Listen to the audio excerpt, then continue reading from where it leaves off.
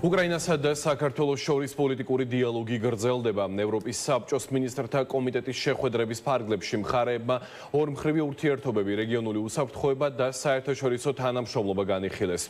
კიშინიოვში გამართულ მინისტერიალზე უკრაინის საგარეო საქმეთა მინისტრი ანდრიი სიბიჰა საქართველოს საგარეო საქმეთა მინისტრს მაკა ბოჭორიშვილს შეხვდა. უკრაინული მხარის ინფორმაციით შეხვედრა ვოლოდიმირ ზელენსკისა და ირაკლი კობახიძის ბოლო კომუნიკაციის გაგრძელება იყო. საუბარი კი შეეხო საერთაშორისო ორგანიზაციებში ორი ქვეყნის თანამშრომლობას, მათ შორის სუამის ფორმატს, ასევე რეგიონში მიმდინარე პოლიტიკურ მოვლენებს.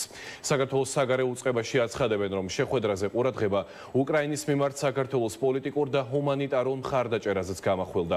მხარეებმა ორ ქვეყანას შორის არსებული პრობლემების მიუხედავად დიპლომატიური ურთიერთობების აღდგენისა და დიალოგის გაგრძელების აუცილებლობა კიდევ ერთხელ საჯაროდ და მკაფიოდ დაადასტურეს. თემაზე მუშაობს მერაბ პაპაშვილი და საკითხის დეტალებს ის ახლა პირდაპირ ეთერში შემოგთავაზებს. მერაბ, მოგესალმები და გისმენთ.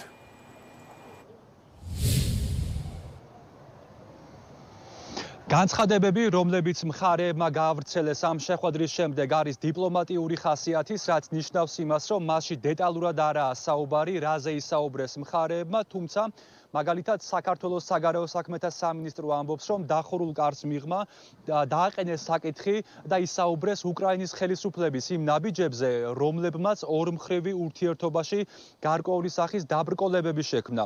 თავის მხრივ ანდრეი სიბიგა, რომელიც არის უკრაინის საგარეო საქმეთა მინისტრი, ამბობს, რომ განიხილეს ორმხრივი ურთიერთობის დინამიკა და მისი გაუმჯობესების გზები. ბოლო ნახევართვეში ეს არის უკვე ორი ქვეყნის ხელისუფლებას შორის შემდგარი რიგით მესამე კომუნიკაცია. ექსპერტები ამბობენ, რომ უკვე ცალსახა ფაქტი, რომ თავად მხარეები არ ასაჯაროებენ იმ საკითხებს, რომლებზეც არის დიალოგი და მას საიდუმლოდ ტოვებენ ამ დრომდე, თუმცა თავად ისინი არ გამორიცხავენ, რომ რაღაცა ეტაპზე გახდეს საჯარო, თუ რას წარმოადგენს დიალოგის მთავარ თემა, რა არის ორმხრივ ურთიერთობაში, რა თქვეს დღევანდელი შეხვედრის შემდეგ მხარეებმა, რაზე გაამახვილეს ყურადღება, ჩვენ შეგვიძლია ახლა ეთერში ვნახოთ. შეხვედრის ფარგლებში საუბარი შეეხო საქართველოს მხრიდან უკრაინის მიმართ თანმიმდევრო პოლიტიკურ და ჰუმანიტარულ მხარდაჭერას. ამასთან ქართულმა მხარემ ხაზი გაუსვა საქართველო-უკრაინის ურთიერთობებში არსებულ გამოწვევებს. უკრაინის ხელისუფლების მხრიდან ბოლო წლებში გადადგმულ ნაბიჯებს და იმ პოზიციებს, რაც აბრკოლებს ქვეყნებს შორის ურთიერთობების ნორმალიზებას. მხარეებმა დაადასტურეს დიპლომატიური ურთიერთობების გაჯანსაღების მნიშვნელობა და დიალოგის გაგრძელების მზაობა. ჩემს ქართველ კოლეგასთან მაკა ბოჭორიშვილთან შეხვედრის შესანიშნავი შესაძლებლობა მქონდა. განვიხილეთ ფართო ორმხრივი დღის წესრიგი. ჩვენი თანამშრომლობა საერთაშორისო ორგანიზაციებში, კერძოდ სუამში და უახლესი პოლიტიკური დინამიკას საერთო ღირებულებებზე დაფუძნებულ სივრცეში, ევროპიდან სამხრეთ კავკასიამდე ვაგრძელებთ გამჭირვალე, პრაგმატული და კონსტრუქციული უკრაინულ-ქართული დიალოგის განვითარებას.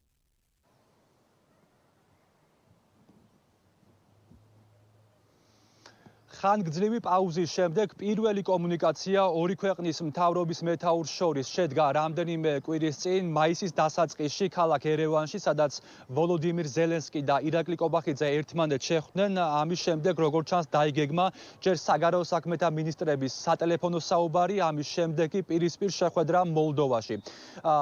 მმართველ გუნდში ამბობენ, რომ ის ფაქტი, რომ დიალოგი დაიწყო, კომუნიკაცია აღდგა ორი ქვეყნის მთავრობას შორის, ეს თავისთავად არის ძალიან კარგი მოვლენა, თუმცა მათივე განცხადებით რა პერსპექტივა აქვს არსებული დაბრკოლებების გაუმჯობესებას, ეს დამოკიდებული არის იმაზე, თავად უკრაინა შეიცვლის თუ არა მის მიდგომას ჩვენს ქვეყანასთან მიმართებაში. დღეს მმართველი გუნდის ცალკეული წევრები ვოლოდიმირ ზელენსკის მისამართით ისევ განსაკუთრებით და გამორჩეულად კრიტიკულები იყვნენ.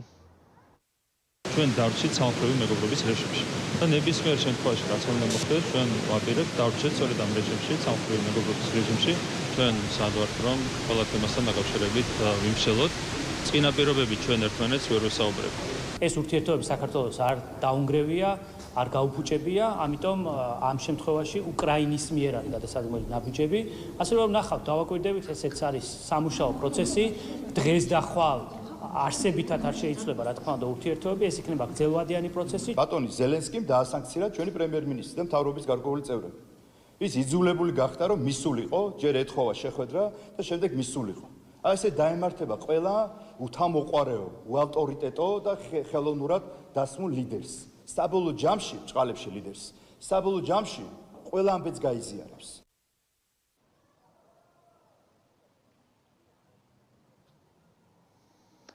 შეხვედრა ანდრეი სიბიგასა და მაკა ბოჭორიშვილის შორის გაიმართა მოლდოვაში, ქალაქ კიშინოვში, სადაც ტარდება ევროპის საბჭოს მინისტერიალის სესია. ამავე ფორმატში მათ შორის მაკა ბოჭორიშვილი შეხვდა სხვა ქვეყნების საგარეო საქმეთა მინისტრებსაც. ხელისუფლების ოპონენტები ამბობენ, რომ მაკა ბოჭორიშვილის ვიზიტი სხვადასხვა ევროპულ სახელმწიფოში რთულ ვითარებას ვერ შეცვლის, რაც დღეს არის საქართველოში. მათივე განცხადებით, კარგია უკრაინის ხელისუფლებასთან აღდგენილი კომუნიკაცია, თუმცა მათივე მტკიცებით ეს არ უნდა გვიჩენდეს იმის თქმის საფუძველს, რომ უახლოეს პერიოდში ამ მიმართულებით რაიმე მოგვარდება. როდესაც 2-3 თვის წინ გახსოვთ ხო როგორც ლანძღავდნენ ზელენსკი, სიბიგას, დღეს ისინი იხვერწებიან რომ მათთან კონდეთ შეხვედრა. ეს რაც ნიშნავს? იგრძნო ბიძინა ივანიშვილმა ის რომ უკრაინა ამ ომში იმარჯვებს. მაკა ბოჭორიშვილი აიკიდება იქ მინისტრებს და შეეცდება რომ ფოტოები გადაიღოს მათთან რომ გამოჩნდეს რამდენ ხალხშუება და პარალელურად აქ ივანიშვილის პოლიტიკური მარტორქა შალვა პაპუაშვილი გამოვა და ყოველდღე გააგრძელებს ლანძღვა გინებას უშვერი სიტყვებით ჩვენი ევროპელი პარტნიორების. ბიძინა ივანიშვილი რომელსაც ხელისუფლება აქვს მიტაცებული თავისი ხელის ადამიანებით ცდილობს რომ დაალაგოს უკრაინასთან რადგან ასევე აცნობიერებს რომ უკვე უკრაინა ამ ომში თითქმის გამარჯვებულია და ის იქნება მომავალში უსაფრთხოების გარანტია ჩვენს რეგიონში. შესაბამისად აქ მცდელობები